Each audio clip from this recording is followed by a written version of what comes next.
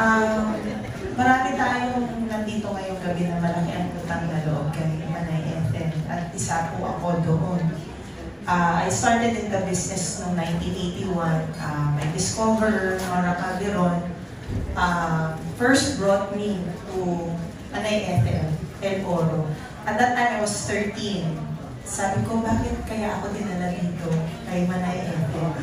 Parang feeling ko, parang first step siya bago ko dalhin sa Regal. Siya yung unang kumikilatis kung papasa ba to kay Mother Lily. Yun yung pakiramdam ko. Parang gatekeeper siya. Pag hindi pumasa ka sa kanya, hindi lulusot, hindi uugra sa Regal. So anyway, awa ng Diyos, pumasa. Dinala ka agad ako kay Mother Lily and the rest was history. Isa pang bagay na utang na loob ko kay Manay Ethel, wala akong Lani Mercado kung wala si Manay Ethel, pati si Ricky Lo. Dahil sila ang nagbigay ng pangalan na Lani Mercado sa akin. Kung ginamit ko yung biological name ko, ay napaka-holy, hindi ko papasa. Oo. Kung naging madre ako, papasa. Dahil ako ay Jesus Victoria Hernandez. So, hindi pang showbiz ang pangalan ko. So, bakit ba Lani? Sabi ni Ricky Lo at saka ni Manay Ethel, matagal na daw na hindi napapangalanan ng isang artista na Lani.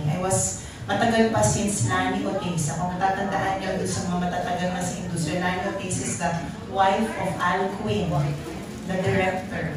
So noon nauso din si Lani Hall. Kaya favorite ko rin si Lani Hall. So Lani Mercado dahil sa kapatid ko, si Mini Mercado, who was then part of the industry earlier in the 70s, late 60s. So the rest was history hanggang sa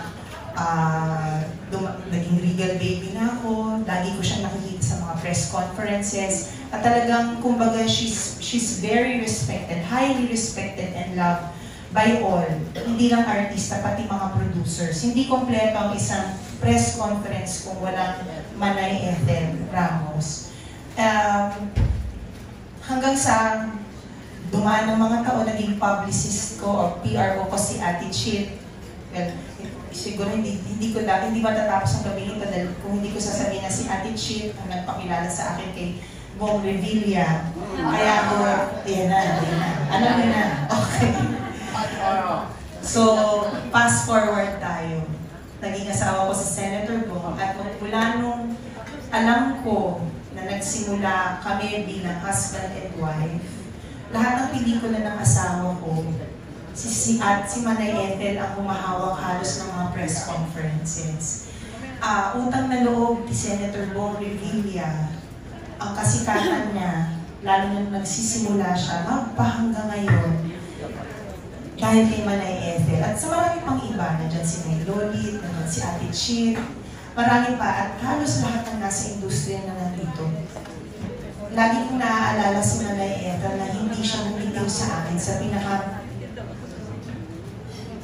pinakamababang sandali ng buhay namin. She was there, dumadalaw kay Senator Bong when he was incarcerated for 4.5 years. She was always there, never give up, dumadalaw kahit hirap pumasok sa Campo Crame.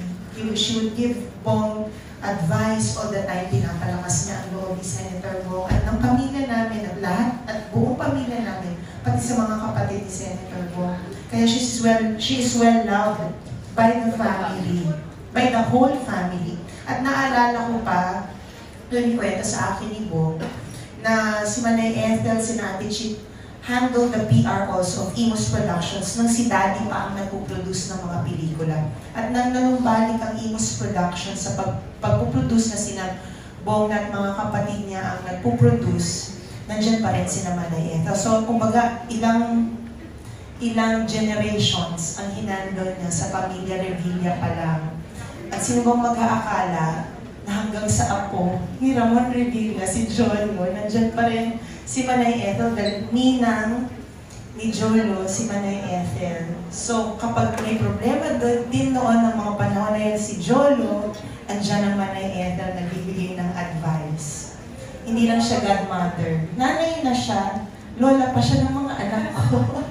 So, she holds a very big space in all of our hearts, in our families' hearts. At ako'y nandito para magpasalamat sa iyo, Manay Ethel. You are a big loss to the industry. You are irreplaceable. Hindi ka artista, but you shine a big star in heaven. Napakalaki mong bituin sa langit at bituin sa aming mga puso. Dahil maraming tao may utang na loob sa'yo. Hindi lang mga artista, hindi lang mga kasamahan mo sa press, hindi lang mga producers. I'm sure malaki ang utang na loob din ng mga mahal mo sa buhay. Si Ate Len, si Ate Chid, mga pamangkin mo, iba ang marka na iniiwan mo sa amin. So, I know you are in a better place, masaya ka ngayon, at all your prayers need of pray for us when you are there in heaven. Ihalong mo kami kay Daddy, kay Mami, at sa lahat ng mga nandiyan na kasama mo sa langit. I'm sure nagpe-press conference na rin kayo dyan, kasama sina FPJ, sina Susan Roses, at kung sino pa si Daddy Dolphy, at marami pang iba. Please pray for us. We love you very much and we will miss you. Salamat po. Thank you.